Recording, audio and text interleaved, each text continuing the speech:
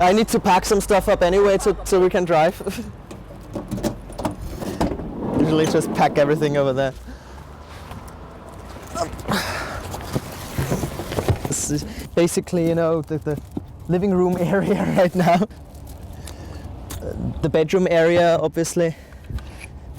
So yeah, basically you can sit here. Oh, there's my PJs. You can sit here or over there. I didn't want to have these classical beds that you usually have in vans, where you have it in the back and you basically pull it out. It's a really small van, you know, so it was really complicated finding something that would fit my needs. After living in my former flat, it was a dream flat, but I felt a bit caught. It was really expensive. I was basically caught in this flat that I couldn't properly afford anymore. In winter, it's, you know, I'm still having trouble with the colds. I think winter wasn't the best time to start this project. The insulation, you can see it here. The reason why I wanted to get the van, because I wanted to have some sort of anchor and yet travel at the same time.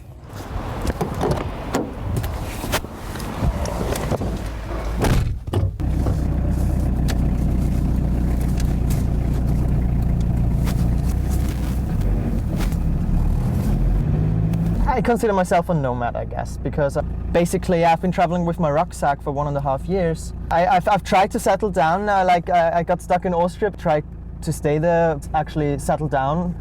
And after 1 year I just realized, okay, I can't help it. This is not my life at the moment. Oh no, I think I'm on the wrong. One of the reasons why I live this life is because I want things to change. I always see it in other people's lifestyles that they want nothing to change, and I don't understand why, because change is the one thing that powers us, you know, change is the one thing that powers this world. Change is definitely one of the most important things we have in life, so I like to embrace it, but most people just run away from it. I have the feeling, at least. So not totally related, but what's the tea bag?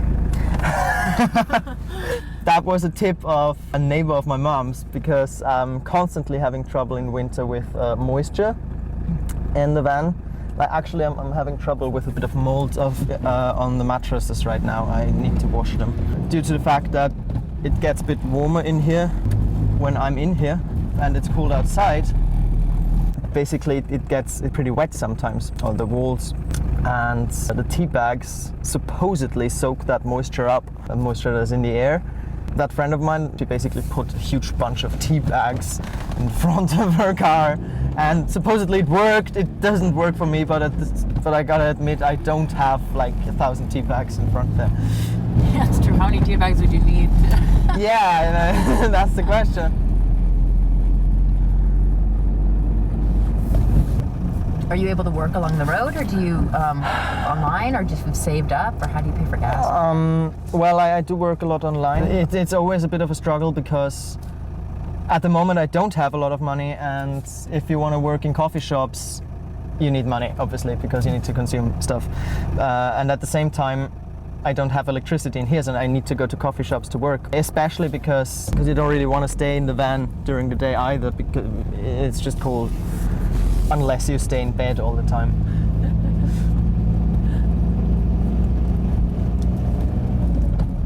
One of the reasons why I started this life was just because you know, you can just open the door of the van and all of a sudden you're on the beach. Obviously it doesn't play out like this all the time. Oh my god, there are no parking spots. No. Is that often an issue? Yes, it's so irritating. Usually when I come into a city and I look for a free parking spot, it can take hours, especially if you're in a city that you don't know very well. Oh, hello. It's so funny. I keep seeing people who travel with their vans or caravans.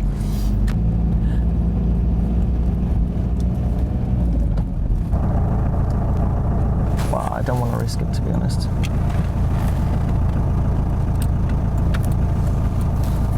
That's a bit annoying.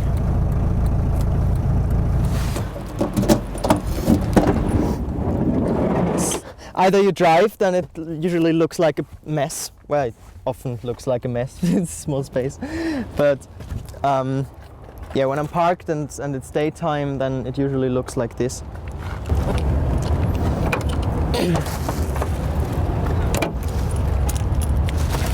And I usually have those on the windows to prevent people from looking in, because you know, you want to have your privacy. And if you're parked in the streets, I'm always worried that people might complain, but actually I've never had problems with that. Nobody really cared so far. In Austria, I just left the door open when it was warm. Most people didn't even notice me because, I don't know, they were so caught up in their daily lives, they didn't realize that there was somebody in there. It's always interesting to see how caught up people are in their routines and how they don't really have, you know, that change that actually makes a lot of difference in a life. Because I personally, I would go crazy if I would have the same things all over again every day. Yeah, making the bed always takes a bit of, it's a bit of a struggle, especially when you have the van closed and nobody should notice that you're there.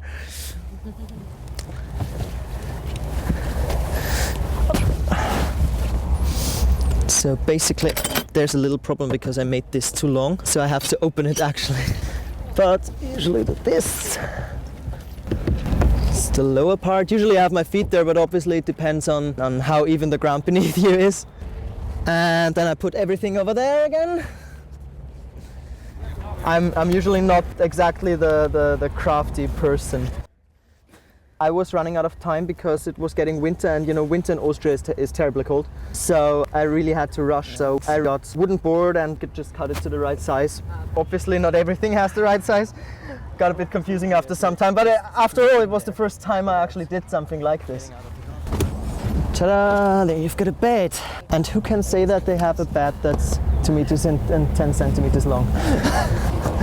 Up. It's funny, I haven't mentioned the name of the van yet. So that's Hermes. Most people know him as, you know, the messenger of the gods, the ancient Greek mythology. But what most people don't know is that Hermes is also the patron of travelers and nomads. You fit easily, no? I feel easily, yes. As I said, it's like 10 centimeters longer than a usual bed. The bed is quite comfy. It feels a bit like a shell, you know. It's like your little cocon. When I'm in there and I leave the door open, usually people don't even notice that I'm in there. They just walk past. That was another reason why I wanted to get the van, because I wanted life to slow down again.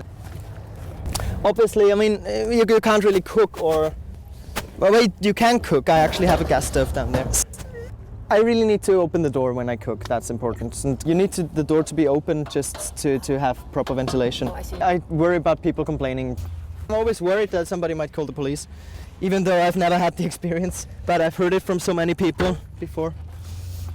Here I have my water. I do actually wash myself in here as well every now and then. Really? That's usually the first question people ask me. Where do you shower? Or where do you go to the toilet? When it comes to showering, I really have to say I realized due to this life that people they care too much about their shower, seriously. Usually I use this and I just put the soap in there. Yeah. I realized that it only takes, you know, a sponge, soap and like a quarter liter of water. What about the bathroom then? For the small business, I just, you know, either you have nature around and you just go to the trees, obviously, or I use this. The size of this is quite important, I've come to realize. When it comes to the big business, seriously, I've never really needed to do it when I was in a van. Not that urgently. I usually, you know, you just go to coffee shops and stuff like that. You get around toilets all the time when you're on the street. So It's not like you're always at home anyway, even if you have. exactly, that's one reason why you live this life. It's because you don't want to stay put home all the time. You want to go out and see the world. So especially because it always keeps moving in the comments.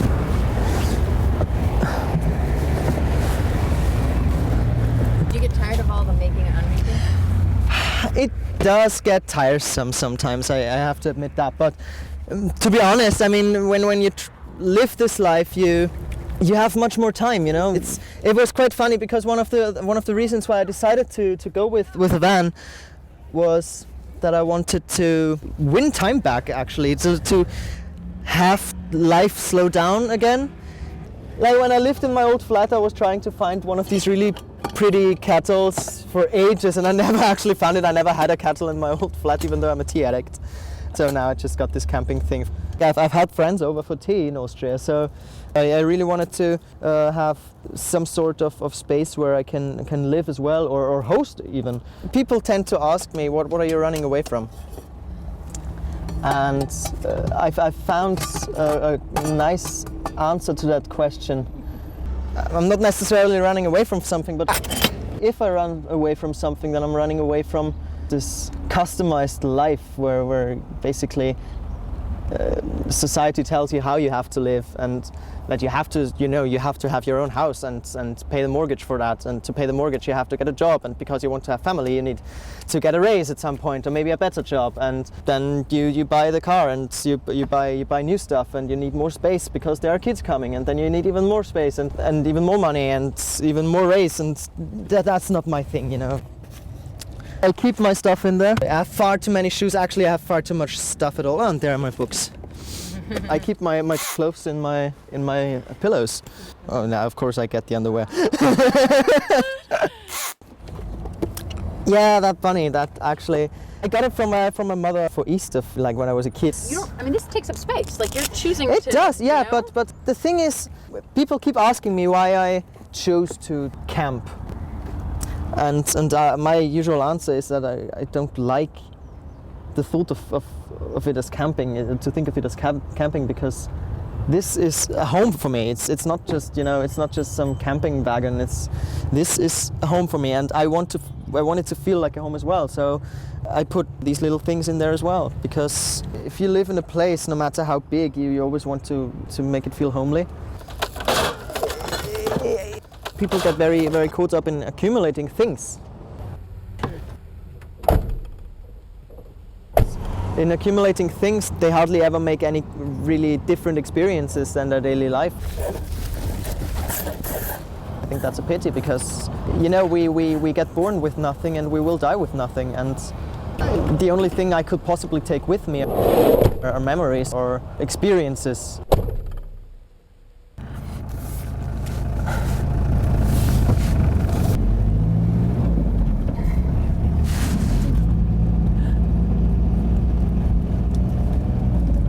One of the reasons why I live this life is because the things around you change, and you get very aware of this change. Because of that, I don't know how exactly it works. I think it basically powers itself. Like the outside changes, power the inside changes, and the other way around. Because as soon as you change on the inside, basically your surroundings change as well. And it's also the whole security thing. It's a big bubble. I've lived in my flat for 1 year, and within this 1 year I had a break-in, and all my equipment was stolen. And that was the moment when again I got reminded that it's just a big illusion. There is no such thing as safety. What is safe?